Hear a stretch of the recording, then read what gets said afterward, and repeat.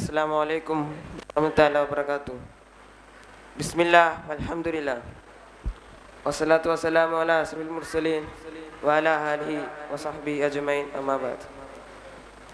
നമ്മുടെ മതപരമായ കാര്യം വെച്ച് നോക്കുകയാണെങ്കിൽ കുറച്ച് നിർദ്ദേശങ്ങളും നിയമങ്ങളും നമുക്ക് പാലിക്കേണ്ടതുണ്ട്. അതുപോലെ തന്നെ നബി സല്ലല്ലാഹു അലൈഹി വസല്ലം പാഠങ്ങൾ, വിഭവ വിനിയോഗങ്ങൾ, ഇതെന്തൊക്കെയാണ്, എങ്ങനെയൊക്കെയാണെന്നുമാണ് ഞാൻ പറയാൻ പോകുന്നത്. നമ്മുടെ പ്രധാന വിഷയം പറയുന്നത് രണ്ട് ഘടകങ്ങളാണ്. ഫസ്റ്റ് സമയവിനിയോഗം. ഈ സമയവിനിയോഗം നമ്മൾ അർത്ഥമാക്കുന്നത് നല്ല കാര്യങ്ങൾക്ക് മാത്രം നമ്മൾ സമയം ഉപയോഗിക്കുക. ചീത്ത കാര്യങ്ങളുണ്ടെങ്കിൽ അത് നമ്മുടെ ജീവിതം തട്ടിക്കളയേണ്ട ഒരു ഘടകമാണ്. നല്ല കാര്യം നമ്മൾ അർത്ഥമാക്കുന്നത് നബി സല്ലല്ലാഹു അലൈഹി വസല്ലമ നല്ല കാര്യം സമയം ഉപയോഗിച്ചത് 4 കാര്യങ്ങൾക്കായിരുന്നു. ഒന്ന്, സാമൂഹ്യ സേവനം, നല്ല പ്രവർത്തന, ഇബാദത്തുകൾ, കുടുംബ ബന്ധങ്ങളിലായിരുന്നു നബി സല്ലല്ലാഹു അലൈഹി വസല്ലമ നല്ല സമയം ഉപയോഗിച്ചിരുന്നത്. ഇതുപോലെ തന്നെ നമ്മുടെ ജീവിതത്തിലും ഉപയോഗിക്കണമെന്ന് ഇവിടെ അർത്ഥമാക്കുന്നു. പ്രധാന വിഷയങ്ങൾ രണ്ടാമത്തെ പോയിന്റ് വരുന്നത് പണത്തിൻ്റെ ഉത്തരവാദിത്വം. നിങ്ങൾ എങ്ങനെയാണ് പണം സമ്പാദിക്കുന്നത്, എങ്ങനെ ചിലവഴിക്കുന്നു, അത് നല്ല കാര്യത്തിൽ മാത്രം ആയിരിക്കണം. ഇതുകൊണ്ട് അർത്ഥമാക്കുന്നത് നബി സല്ലല്ലാഹു അലൈഹി വസല്ലമ നല്ല കാര്യങ്ങൾ മാത്രമാണ് പണം സമ്പാദിച്ചിട്ടുള്ളത്. നല്ല കാര്യത്തിലും പണം ചിലവഴിച്ചിട്ടുമുണ്ട്.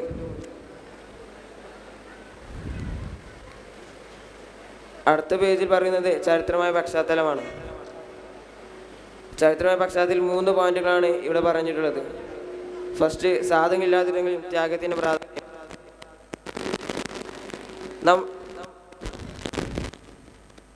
ഉള്ള സാധനം നമ്മൾ ത്യാഗം ചെയ്യാൻ നമുക്ക് കഴിയണം. അത് എന്ത് സാധനമായിക്കോട്ടെ, ചെറിയ സാധനം വലിയ സാധനമാണെങ്കിലും നമുക്ക് ത്യാഗം ചെയ്യാൻ നമുക്കുണ്ടാവേണ്ട. ഇത് രണ്ടാമത്തെ പോയിന്റ് പറയുന്നത് ദാരിദ്ര്യ സാഹചര്യത്തിൽ ലോകത്ത് കുറേ ദാരിദ്ര്യം അനുഭവിക്കുന്നവർ, ആ ദാരിദ്ര്യം ഉപയോഗിക്കുന്നവർ ഒരു നേരത്തെ ഭക്ഷണം നൽകിയാൽ ആ ജീവിതം തന്നെ മാറിമറിയാം. അതുകൊണ്ട് എല്ലാവരും ദാരിദ്ര്യപ്പെട്ട ആളുകളെ സഹായിക്കണമെന്ന് ഇവിടെ നിർദ്ദേശിക്കുന്നു. ഇതിൽ 3ാമത്തെ പോയിന്റ് വരുന്നത് ബദർ പോരാട്ടങ്ങളിലെ വിഭവ നിയന്ത്രണം.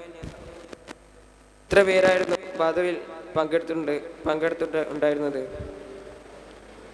അതെ, 313 പേർ. ആ 313 പേർക്ക് എന്തെല്ലാമായിരുന്നു ലഭിച്ചത്? ഒരു കുതിരയും വെള്ളക്കുപ്പിയും മാത്രമായിരുന്നു ബദർ യുദ്ധത്തിൽ പങ്കെടുത്ത സഹാബികൾ കിട്ടിയിട്ടുള്ളത്. അതുകൊണ്ട് അവർ സന്തോഷം കണ്ടെത്തി. ഇതുപോലെ തന്നെ ആയി മാറേണ്ടതാണ്. എന്ത് ചെറിയ സാധനം കിട്ടുന്നെങ്കിലും കണ്ടെത്തുക.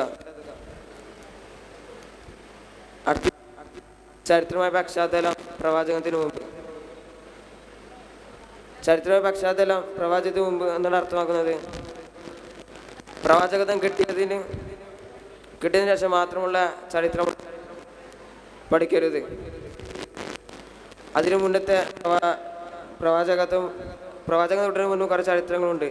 അത് നമ്മൾ വായിച്ച് മനസ്സിലാക്കി പഠിക്കേണ്ടതാണ്. ഇത് രണ്ടാമത്തെ പോയിന്റ് വരുന്നത് പ്രകൃതിയെ സംരക്ഷിക്കുക. ഇപ്പോഴത്തെ കാലഘട്ടത്തിൽ നമ്മൾ പ്രകൃതിയെ സംരക്ഷിക്കുന്നുണ്ടോ? ഒരിക്കലുമില്ല. ഇന്നത്തെ വാർത്തകളിലും മറ്റു കാര്യങ്ങൾ നമ്മൾ അറിയുന്ന കുറേ കാര്യങ്ങളുണ്ട്. പക്ഷേ നബി സല്ലല്ലാഹു അലൈഹി വസല്ലം കാലഘട്ടത്തിൽ നല്ല രീതിയിൽ പ്രകൃതിയെ സംരക്ഷിക്കൊണ്ടിരുന്നു. പ്രകൃതി ഉൾക്കൊണ്ടത് വൃക്ഷങ്ങളും അങ്ങനത്തെ കുറച്ച് കാര്യങ്ങളാണ്. നബി സല്ലല്ലാഹു അലൈഹി വസല്ലമയുടെ ജീവിതത്തിൽ പറയുന്നതാണ്. നബി സല്ലല്ലാഹു അലൈഹി വസല്ലം മക്കയിൽ ജനിച്ചു. ചെറുപ്പത്തിൽ തന്നെ നന്മയും കാര്യവും നിറഞ്ഞ മനസ്സായിരുന്നു. മക്കയിൽ അങ്ങനെയുള്ള നബി സല്ലല്ലാഹു അലൈഹി വസല്ലമക്ക് അൽ-അമീൻ എന്ന പേരിൽ പ്രശസ്തനായി. ഇത് രണ്ടാമത്തെ പോയിന്റ് പറയുന്നത് പ്രവാചകത്തിന്റെ സന്ദേശമാണ്.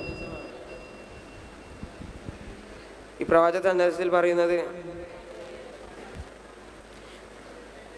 നബി സല്ലല്ലാഹു അലൈഹി വസല്ലം ഇറാഖ് വഴി പ്രവാചകത്തെ ലഭിച്ചത് ജിബ്രീൽ വഴി സന്ദേശം ലഭിച്ചു. ജിബ്രീൽ ഇക്ര എന്ന് പറഞ്ഞാൽ വായിക്കുക. ഇതായിരുന്നു ജിബ്രീൽ അലൈഹി സ്വലാം നബി സല്ലല്ലാഹു ആദ്യം കൊടുത്ത സന്ദേശം. അടുത്ത പോയിന്റ് പറയുന്നത് വ്യാജ വ്യാപാരിയുടെ വിവാഹം. ഖദീജ എന്ന സമ്പന്ന വ്യാപാരിയായിരുന്നു നബി സല്ലല്ലാഹു അലൈഹി വസല്ലമയുടെ ഭാര്യ. നബി സല്ലല്ലാഹു അലൈഹി വസല്ലം 25 വയസ്സും ഖദീജ ബീവിക്ക് 40 വയസ്സുമായിരുന്നു പ്രായം. അവരുടെ ജീവിതം സന്തോഷമായി മുന്നോട്ട് പോയിരുന്നു. അടുത്ത പോയിന്റാണ് മക്ക വീണ്ടെടുക്കൽ. ഈ മക്ക വീണ്ടെടുക്കൽ ഒരു കാലത്ത് ശത്രുക്കളെ കയ്യിലായിരുന്നു. നബി സല്ലല്ലാഹു അലൈഹി വസല്ലം പ്രവാചകൻ പോരാടിയതിനു ശേഷം മക്ക വീണ്ടെടുത്തു. മക്കയിൽ നിന്ന് ആചാര അനുഷ്ഠാനം ഒഴിവാക്കിക്കൊണ്ട് അള്ളാഹുവിനെ സമർപ്പിച്ചു. മക്ക ഇന്നും നല്ല രീതിയിൽ മുന്നോട്ട് പോകുന്നുണ്ട്. ഇത്രയും പാടാണ് നിർത്തുന്നു. ഇത് ഞങ്ങളുടെ ജീവിതത്തിൽ നിർദ്ദേശിക്കേണ്ട കുറച്ച് നിയമങ്ങളും നിർദ്ദേശങ്ങളുമാണ്. ഇത് പാലിക്കുമെന്ന് ഞാൻ വിശ്വസിക്കുന്നു. ഇത്രയും